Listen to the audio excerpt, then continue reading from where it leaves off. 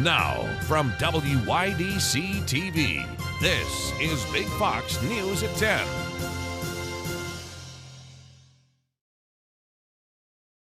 Good evening, I'm Anna Manuel. A construction project for a good cause was completed today in Hornell. Our Josh Stuttle learns about an organization that's helping Southern Tier students and the community at the same time. Traffic today was backed up in Hornell, but not because of an accident, because of this house behind me. A construction crew was hard at work this morning, moving a house across town to its new destination. The house was built by students as part of a state program called BOCES that prepares students for future careers. Lee Hoyt from South Road Specialized explains how special the BOCES program is to him. Well, we're moving a house here from BOCES that the students built last year. And it's pretty neat because my son actually was part of the building here. The building of this house took nearly a year and a half, and the BOCES students are thrilled of what they had accomplished. It's really awesome to be here because it's like a learning experience for all of us, and the people who just like love to do it get to have a hands-on experience with maybe what they love and what they're doing in their future. So, and this is something I want to do when I'm older, so to be here and actually be able to watch how it's done. Hopefully I'll be able to do it one day. It's a project we've been working on for a pretty long time now, and to see it finally come together is awesome. Thankful that we get this opportunity, and I think it's great for all of us in our lives. We all love it, so it's setting us up for the future in a good way. So this is just one of many programs BOCES offers to help students get involved in the community and get real-life job training. Josh Stuttle, Big Fox News, Hornell. It may not be by much, but gas prices have taken a dip in the region. Prices fell by 3 cents in Elmira, now sitting at $3.80 a gallon. In Steuben County, prices are at $3.87 a gallon. The cheapest gas in the Southern Tier is in Chemung County, while drivers in Broome County are paying the most at $3.95 a gallon. Statewide, the price is $3.91. Investigators are still looking for answers into that catastrophic crash of a charter bus last week in Orange County. It was carrying members of a Long Island high school, and the crash took the lives of 2 of its educators. Nate Foy has the latest.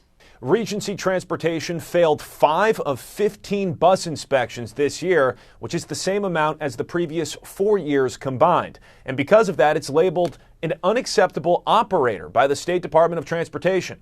Inspectors found problems with the brakes on multiple buses. Regency fixed each bus before it returned to service, but the state never identified any problems with the bus that crashed. The New York Department of Transportation tells Fox News, quote, "The vehicle involved in the crash was inspected in August 2023 upon purchase by Regency and passed this semi-annual inspection. This was our first inspection of the vehicle, which was new to the fleet at the time. The bus careened down a 50-foot ravine and tipped over off the side of the highway on Thursday. 5 of the 40 high school band members involved suffered critical injuries, and 2 adults died in the crash. The high school band's director and a retired teacher didn't make it. You see them here. The NTSB arrived at the crash site on Friday. Its investigation is expected to take between 5 days and 1 week. State police say a faulty front tire likely caused the crash. It happened while the group traveled from New York to Pennsylvania for a band camp. Fox has reached out to Regency Transportation for comment, but so far we haven't heard back. In New York, Nate Foy, Fox News. A months-long investigation has led to the arrest of an Elmira man on a charge for spreading indecent materials to a minor. Elmira police say they conducted a search warrant at a house in South Elmira in February. The search warrant was based on an investigation that Daniel Peterson Green was allegedly soliciting a child for sexual acts over the internet. Peterson was arrested last week and charged with 1 count of disseminating indecent material to minors. He is now at the Chemung County Jail awaiting a court appearance. A Republican presidential debate, a president on the picket line, and a partial government shutdown that could be just days away. It is the start to a tumultuous week in politics. And as Doug Luzader reports, that could just be the start. They'll throw some surprising new poll numbers into the mix, and this is shaping up to be a week that may set the stage for the rest of the year.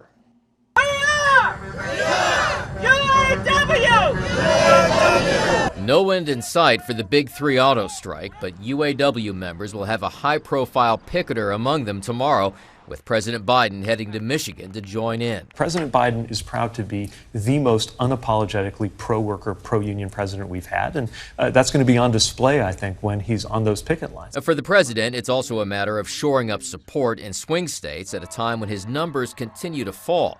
A poll just out from the Washington Post and ABC News has him now trailing Republican frontrunner Donald Trump by 10 points. It's an outlier, to be sure, but still a warning for the White House. The good news is this campaign is just getting ready to see the fourth quarter. Tim Scott and several other Republican presidential candidates are preparing for their own gridiron this week, their second debate at the Ronald Reagan Presidential Library in California. 7 candidates have met the fundraising and polling requirements to participate, but once again, Donald Trump is going to sit this one out. And on Capitol Hill this week, the first impeachment hearing into President Biden's alleged involvement in his son's business deals, a priority for Republicans as GOP House leaders work through the weekend trying to prevent a partial government shutdown at the end of the week. I thought we made some progress. We had a good conference call.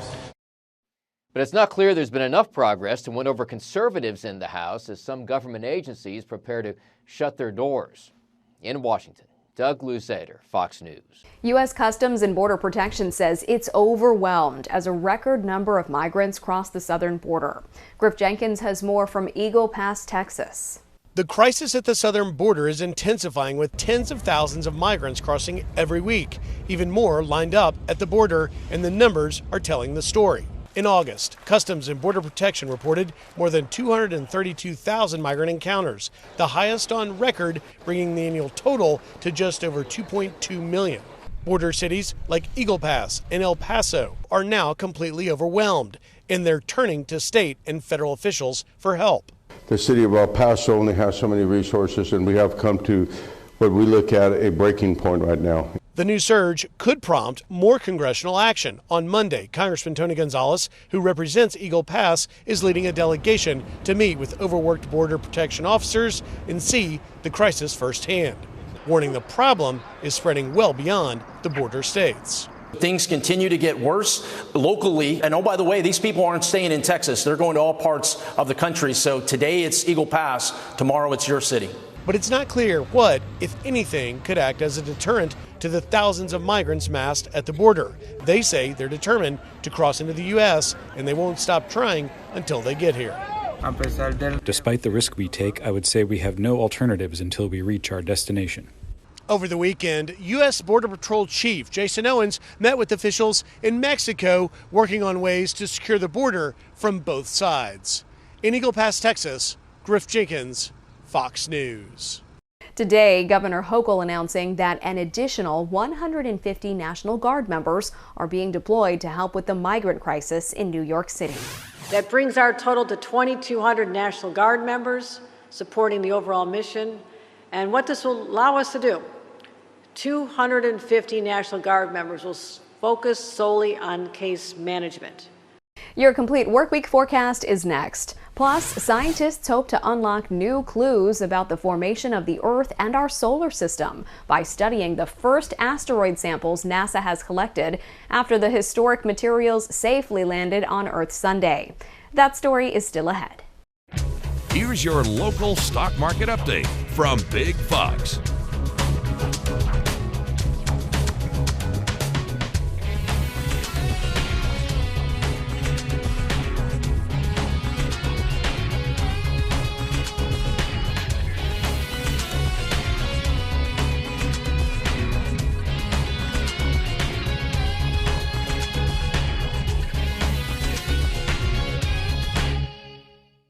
Now, your Twin Tiers forecast from Big Fox.